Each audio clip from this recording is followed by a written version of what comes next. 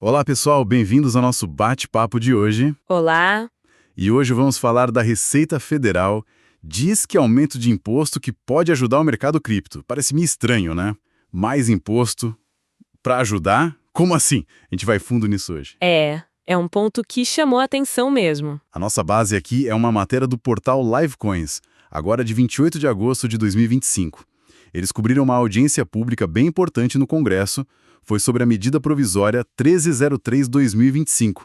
Essa MP que está mexendo com as regras de tributação de criptoativos aqui no Brasil. Isso. Uma discussão quente lá em Brasília. Ok, vamos desembalar isso então. A ideia é a gente entender qual é essa proposta, por que a Receita acha que isso ajuda e, claro, o que o pessoal do mercado está achando disso tudo. Vamos lá. Vamos sim. Para a gente começar, me dá um contexto dessa audiência. O que exatamente estava sendo discutido lá? Claro, foi assim uma comissão mista, né, juntando deputados e senadores, para discutir essa MP 1303. O foco total era como tributar os ativos virtuais. Criptomoedas, tokens, enfim, como o governo vai cobrar imposto sobre o lucro que as pessoas têm com isso. E o Livecoin estava lá cobrindo tudo, os dois lados da moeda. Entendi. E qual é a principal mudança que essa MP traz? O que muda na prática para o investidor? Olha, a mudança mais comentada, sem dúvida, é o fim da isenção de imposto de renda para quem vende até R$ 35.000 em criptoativos por mês. Hoje, se você vende nesse limite, o lucro que você tem ali não paga imposto.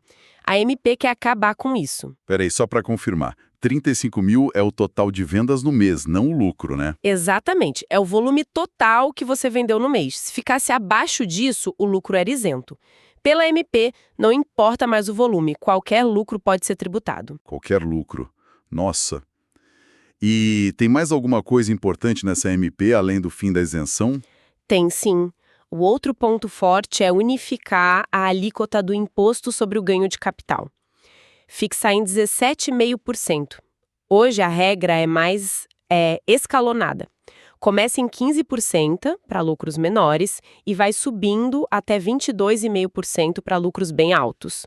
A ideia da MP é simplificar. Uma taxa só, 17,5% sobre o lucro e pronto. Ok. Então, recapitulando. Acaba a isenção dos 35 mil mensais em vendas e o imposto sobre o lucro vira 17,5% para todo mundo, no lugar da tabela progressiva. Isso mexe com todo mundo, mas parece que o fim da isenção pega mais quem mexe com valores menores, né? Tipo, quem está começando agora. Faz sentido. As preocupações levantadas lá na audiência. Veio das associações do setor, de especialistas. O argumento é esse mesmo. O fim da isenção dos R$ 35.000 mensais acaba penalizando o pequeno investidor. Era justamente essa faixa que deixava muita gente começar a experimentar, sabe? Aprender com pouco dinheiro, sem ter que se preocupar logo de cara em calcular imposto sobre um lucrinho. Imagino. Fora imposto em si, tem a complicação de declarar, né? Para quem está só começando, ter que parar para declarar um lucro pequeno pode desanimar. Exatamente. A burocracia pesa. Para quem está só testando, ter que lidar com declaração de ganho de capital, mesmo que seja pouco, pode ser um freio. A preocupação é essa: tornar o mercado cripto menos acessível para o povão, menos atraente. E além desse impacto no pequeno investidor, que outros riscos o pessoal que é contra apontou? Olha, levantaram outros pontos bem críticos. Um deles é o risco de uma, como eles chamaram, fuga de usuários. A ideia é que, se a tributação aqui fica mais pesada ou complexa, principalmente para esses valores menores, o pessoal pode acabar indo para corretoras fora do Brasil. Exchanges que talvez não exijam tanta coisa. Mas isso funciona mesmo? Ir para uma exchange de fora para escapar da regra daqui? Bom, tecnicamente, um brasileiro pode abrir conta em várias exchanges internacionais, sim, mas a lei do imposto de renda aqui no Brasil vale para quem mora aqui, sobre o que ganha no mundo todo. Então, mesmo operando lá fora, a pessoa, em tese, ainda teria que declarar e pagar o imposto aqui. O risco que apontam não é tanto a pessoa conseguir fugir legalmente do imposto, é mais que a complicação e a sensação de pagar mais incentive essa busca por fora, talvez operando numa zona meio cinzenta, ou pior, simplesmente não declarando nada. O que já emenda no outro risco que você falou, a informalidade. Isso. o risco de aumentar a informalidade. Se a regra aperta muito, principalmente para o pequeno, e a fiscalização não dá conta, pode ter gente que simplesmente deixa de informar para a Receita as operações com cripto. E isso é ruim para todo mundo, né?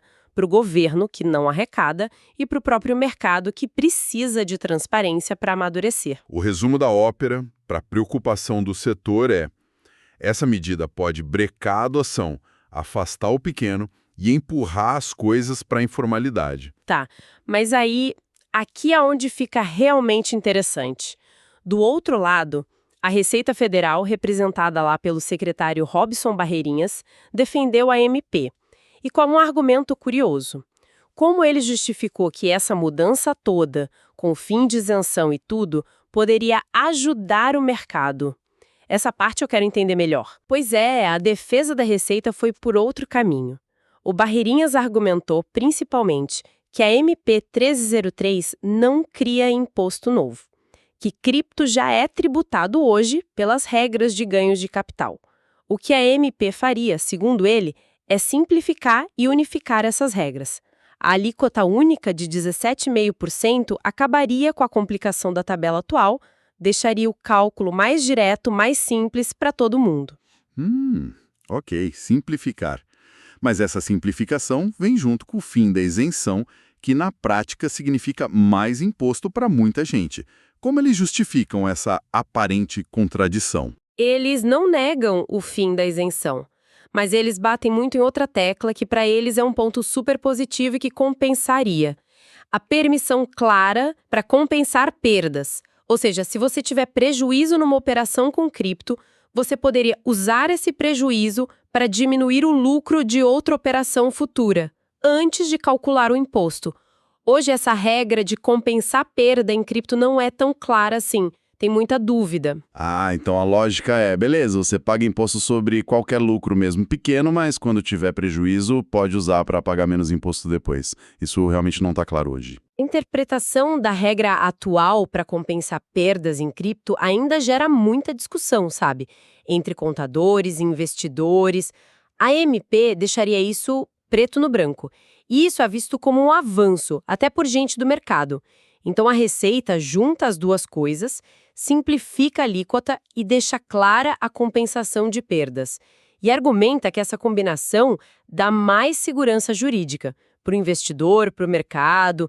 E essa segurança, essa clareza na regra, que, na visão do Barreirinhas, ajudaria o mercado a se desenvolver de forma mais organizada. Entendi a lógica da Receita agora. Regra clara, mesmo que mais cara para alguns, seria melhor que regra confusa.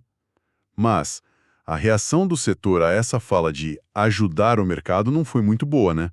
O artigo do Livecoins deixou isso claro. Não foi mesmo, gerou muito ceticismo, muita controvérsia lá na hora. A visão que domina no mercado cripto é que tirar a isenção que ajudava justamente quem está começando e botar 17,5% para todo mundo, que é mais que os 15% iniciais de hoje, isso representa sim um aumento de imposto para muita gente. A ideia de que isso é uma ajuda soou bem estranha para quem vê a medida como um potencial freio para a inclusão financeira e para a inovação que cripto pode trazer. Fica nítido o choque de visões, né? De um lado, a Receita focada em simplificar, dar segurança jurídica, tratar igual outras aplicações. Do outro, o setor preocupado com o impacto no pequeno, no crescimento do ecossistema todo. Perfeito. É o dilema clássico, né? A necessidade do governo de arrecadar e ter regras fáceis de fiscalizar versus o objetivo de não matar um setor novo e promissor. O governo quer receita e controle, o setor quer um ambiente que deixe crescer, ainda mais quando se compara com outros países. E falando nisso, de outros países, a matéria do Livecoins trouxe essa comparação internacional, né? Como o Brasil ficaria na foto com essa MP? Trouxe sim, e foi um ponto bem relevante lá na audiência. Citaram exemplos como Alemanha e Portugal, que foram para outro lado. Nesses países, tem regras que isentam totalmente o imposto sobre ganho com cripto se o investidor segurar o ativo por um tempo mínimo, tipo 1 ano, geralmente. A ideia é incentivar quem investe a longo prazo, não quem só especula rapidinho. Quer dizer, lá fora, em alguns lugares, estão dando um incentivo para quem segura a moeda, para quem acredita no projeto a longo prazo. Bem diferente da proposta aqui de tirar a isenção e taxar tudo igual em 17,5% sem olhar o prazo. Exatamente. O contraste é grande. E para reforçar a preocupação com regra muito dura, citaram o caso da Índia. Parece que lá eles colocaram os impostos bem pesados em cripto. Talvez alíquotas altas ou retenção na fonte, algo assim. E o resultado, pelo que disseram na audiência, foi que o mercado local lá encolheu bastante. O volume nas corretoras caiu e talvez gente e dinheiro tenham ido para outros lugares. Nossa, o exemplo da Índia como um alerta, então. Tipo, cuidado para não apertar tanto a ponto de encolher o mercado aqui também. Essa foi a mensagem. A sugestão é que o Brasil, com essa MP, talvez esteja indo por um caminho de mais rigor, que pode prejudicar a nossa competitividade, parecido com o que talvez tenha acontecido na Índia e diferente do modelo de incentivo ao longo prazo da Alemanha ou Portugal. Isso bota uma pressão a mais na discussão, imagino eu. Ninguém quer que o Brasil fique para trás nesse setor. Com certeza. O ponto é que o Brasil tem um mercado cripto muito ativo, cheio de gente usando, empresas surgindo. A regra tributária pode ajudar ou atrapalhar isso. E o recado final que o setor deu lá na audiência, resumindo tudo, não foi um não queremos pagar imposto. Ninguém defendeu isso. Então, o que eles pediram no fim das contas? Outros investimentos de risco, como ações, mas que também entenda que cripto tem suas diferenças. E bom senso para ter regras claras, fáceis de cumprir, que não criem barreiras bobas, principalmente para quem está começando. E o ponto talvez mais forte, um cuidado especial para não prejudicar o pequeno investidor brasileiro, que é a maioria hoje no mercado cripto do país. Certo. Então, o que tudo isso significa? Para a gente tentar amarrar as pontas. Onde a gente está nessa história? Bom, a encruzilhada é essa. Tem uma proposta na mesa, a MP 13303, que muda bastante como se paga imposto sobre lucro com cripto no Brasil. Acaba a isenção dos 35 mil por mês em vendas, cria uma taxa única de 17,5% sobre o lucro, mas, por outro lado, deixa claro que dá para compensar perdas. E aí temos duas visões totalmente diferentes sobre o resultado disso. Exatamente. A Receita dizendo que simplifica, dá segurança jurídica, trata igual, e que isso, no final das contas, ajuda o mercado a ficar mais organizado e crescer direito. E o setor cripto, do outro lado, com medo que isso prejudique os pequenos, incentive a informalidade ou a fuga para fora e acabe esfriando a inovação e a adoção de cripto aqui. O debate está pegando fogo, então. E gira em torno de achar um meio termo. Como arrecadar o que o governo acha justo, sem matar a inovação e o crescimento de um setor que está bombando. E essa MP ainda vai dar muito pano para manga no Congresso, né? Ah, com certeza.